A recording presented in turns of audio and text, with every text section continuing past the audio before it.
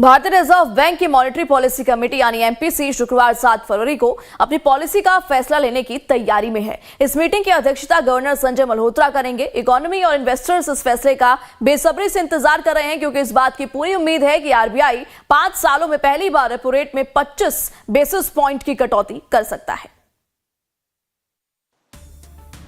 RBI के नए governor Sanjay Malhotra अपनी पहली मौद्रिक नीति समिति की बैठक की अध्यक्षता कर रहे हैं। वो शुक्रवार सुबह 6 सदस्यीय पैनल के फैसले का ऐलान करेंगे।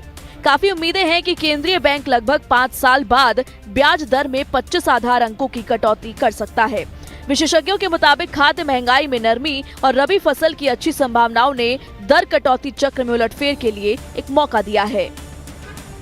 In this RBI Monetary Policy Committee, I expect a 25 basis cut in rate of interest.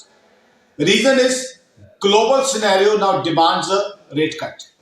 US has already cut rate thrice successively. Though in India, retail inflation is still high, 5.2%. So 5.2% doesn't give us sufficient reason to cut. But I think global scenario would be kept in mind. Plus, the government is focusing on domestic demand. To boost domestic demand, rate of interest cut is required.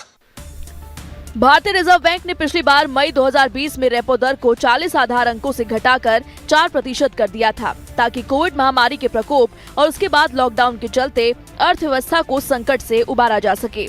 मई 2022 में केंद्रीय bank ने रूस Ukraine युद्ध के मद्देनजर दरों में लगातार बढ़ोतरी शुरू की और मई 2023 में से रोक दिया। इक्विटी बाजार भी यूरोपीय संघ के अनुरूप भारतीय केंद्रीय बैंक द्वारा दरों में कटौती की उम्मीद कर रहे हैं।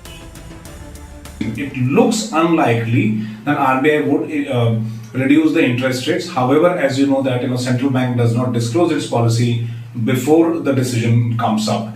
But given the interest rate situation and the fact that it can go up, and also the retail